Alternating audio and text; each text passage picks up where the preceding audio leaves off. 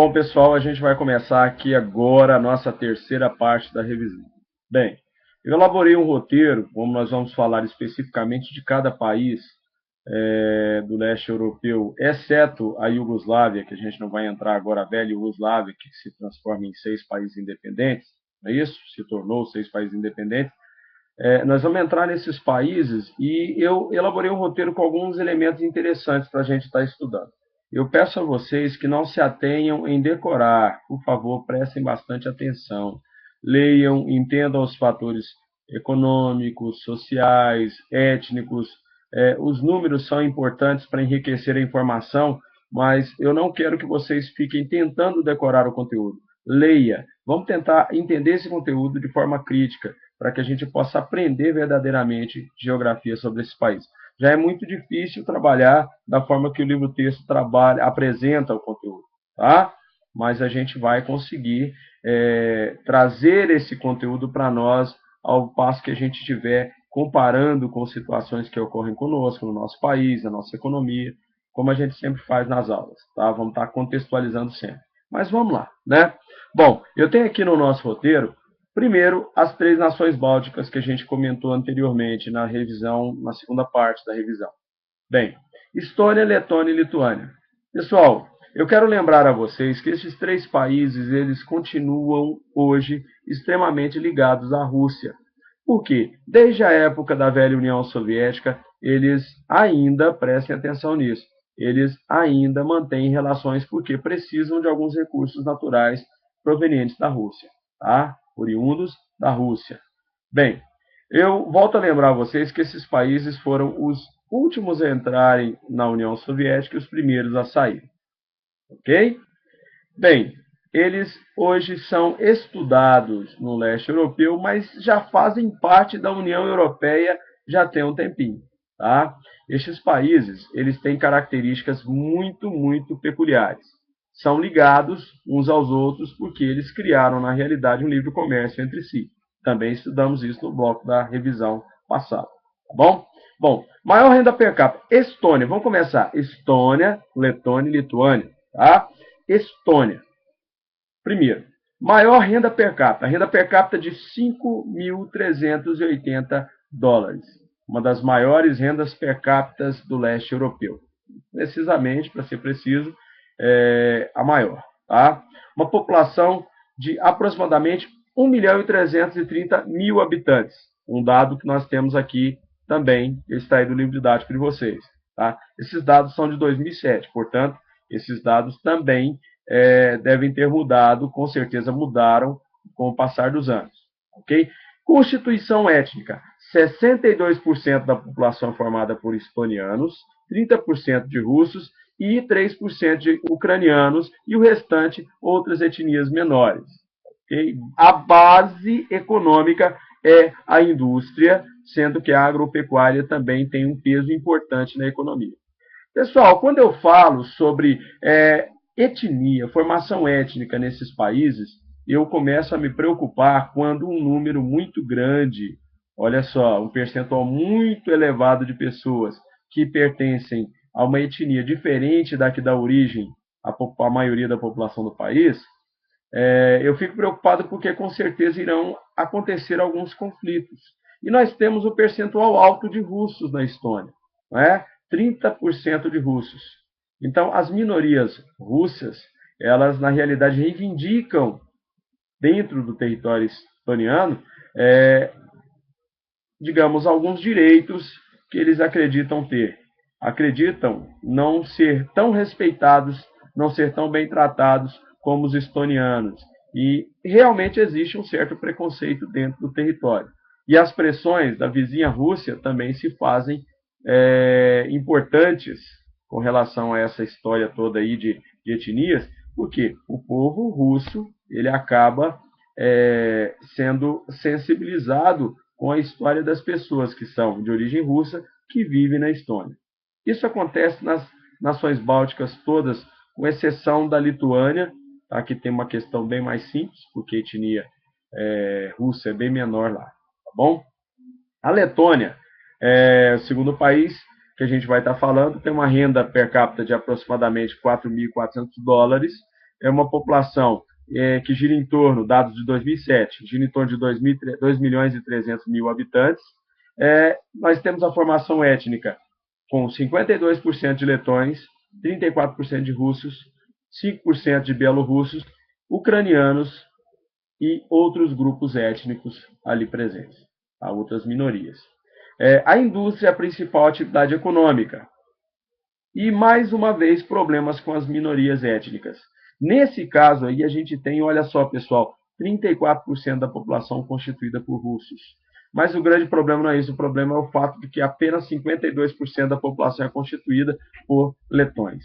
Então, mais uma vez, problemas étnicos em que a etnia russa ela acaba sendo um fator fundamental nos conflitos de ordem étnica da Letônia. Tá bom?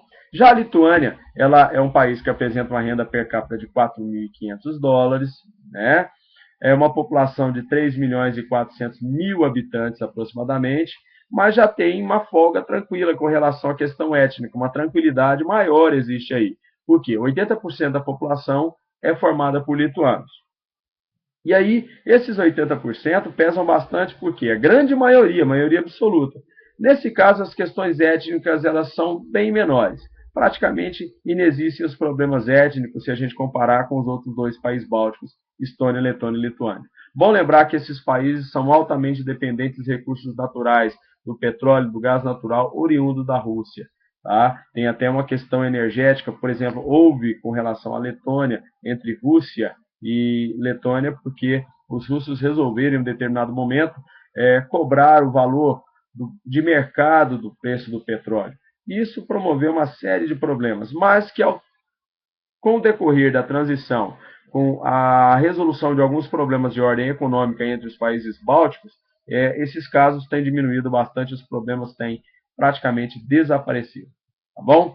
Bem, outro país que a gente vai falar, mas agora a gente vai agrupar Polônia e Hungria, porque são países que têm uma capacidade de produção industrial diferenciada, são países vizinhos, e essa produção fez desses países que estão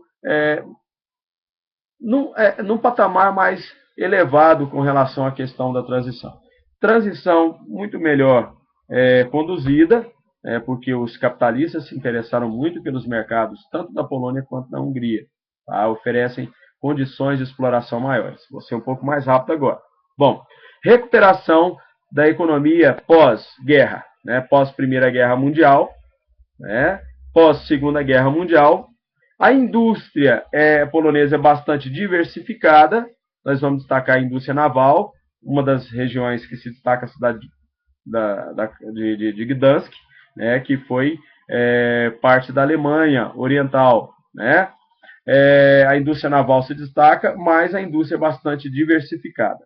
A questão interessante da Polônia que a gente vai levantar foi a participação da Igreja Católica no processo de transição. Ou seja, o ex-papa, o falecido Papa João Paulo II, que chamava-se Karol Wojtyła, ele era polonês. E a participação dele foi imensa no processo de condução do socialismo para o capitalismo na Polônia, porque é um país de maioria católica, é o maior país católico do leste europeu. Olha, e principalmente a Igreja Católica Apostólica Romana, tá? Tem ali a Igreja Católica Cristã Ortodoxa, mas a Igreja Católica Apostólica Romana, ela se destaca muito na Polônia. E a participação do Papa foi fundamental. Foi amigo de infância de Lech Walesa, que foi um dos cofundadores do Sindicato Solidariedade, que foi um movimento popular conduzido inicialmente por operários, mas que luta pela liberdade de expressão, né, pela democracia na Polônia, e com a interferência do Papa João Paulo II, não houve o derramamento de sangue que se esperava acontecer na Polônia. A participação da Igreja Católica nesse contexto foi que, na realidade, quando o Papa ele intervém, de alguma forma, no processo de condução da transição, o derramamento de sangue que era esperado não acontece na Polônia. Tá?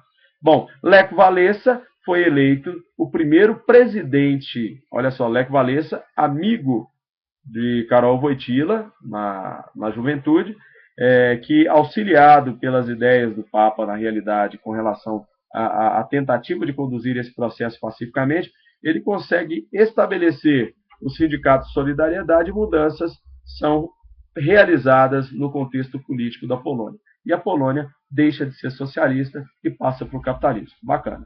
A Hungria, outro país importante de ser estudado, porque a Hungria também, com uma capacidade industrial muito interessante, cortada pelo rio Danúbio em sua região de planície, fez parte do velho Império Austro-Húngaro, né? Foi ocupada pelos nazistas, não é isso? E teve apoio das tropas militares soviéticas para que os nazistas fossem expulsos dali. Bem, então, como os soviéticos estiveram ali, muitos soviéticos ficaram. Então, a Hungria se torna um país socialista e os soldados do Pacto de Varsóvia sempre estiveram por ali. Bem, em 1956, a população se revolta, não é isso? Porque com as condições econômicas, a situação econômica do país e até mesmo a situação social, né? E numa tentativa de derrubar o governo, que até houve uma série de mudanças, ocorreram mudanças importantes, mas os políticos mais conservadores, com o auxílio do Pacto de Varsóvia, restabelecem a ordem dentro do sistema socialista. E não há a condução para o capitalismo naquela época. Bem, a Hungria, ela simplesmente adotou uma política liberalizante em seu mercado. E essa política liberalizante ela ocorre a partir da década de 70, um momento de extrema crise no sistema socialista. Bom, tudo isso vai conduzindo a Hungria lentamente a um processo de mudanças econômicas. E nos anos 80, com a abertura da União Soviética, a Hungria restabelece uma série de medidas liberalizantes que conduzem o país ao capitalismo, né? Bom, o capitalismo traz consigo as privatizações, a modernização e o desemprego. Destacamos aí também a ocorrência dos movimentos, o surgimento dos movimentos neonazistas, onde os skinheads, né, os cabeças raspadas, eles aparecem no contexto da Hungria também. Bom, outro país, Tchecoslováquia, né? Na verdade, Tchecoslováquia deixa de existir, ela é desmembrada, separada, forma-se a República Tcheca e Eslováquia. República Tcheca, a mais rica entre os dois países, né? Mais rica e industrializada, e apresentou os melhores resultados da transição econômica. E apresenta, nesse momento, um crescimento enorme do turismo. Isso acontece desde os anos 90, mas o turismo hoje é uma grande realidade na República Tcheca. Já a Eslováquia é a parte menos desenvolvida, mais ao sul, onde a população não comemorou tanto, né, a transição, ou seja, a separação, não a transição. Não comemorou tanto a separação, alegando que ocorreu tudo em plenário e que o povo não havia sido consultado. Tá? Com a transição econômica, houve a desvalorização da moeda, uma crise econômica se ergue, e os eslovacos, sim, eles iniciam uma série de manifestações com relação à questão econômica, ou seja, eles perceberam que perderam muito, né? Gente, mas era justamente o nacionalismo eslovaco que incomodava a parte tcheca da velha Tchecoslováquia. Esse nacionalismo ele preocupava, porque isso poderia se tornar uma coisa muito maior. Tá?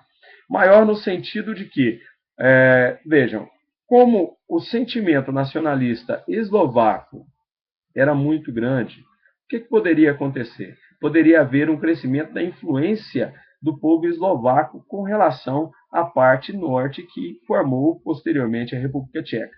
Bem, nós estamos chegando em mais 15 minutos. Eu não estava prevendo uma quarta parte desta revisão, mas eu vou estar terminando agora a revisão num quarto momento e espero que vocês tenham aproveitado essa parte.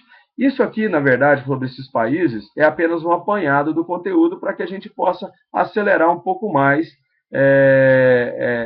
esse processo de estudo de vocês, mas para dar um nortezinho. Tá? Eu estou falando rapidinho, mas o objetivo é nortear. Não quero que vocês decorem o que estou falando. Leiam bastante o livro didático. Tá bom? Daqui a pouco eu retorno com a quarta e última parte da nossa revisão. Um abraço.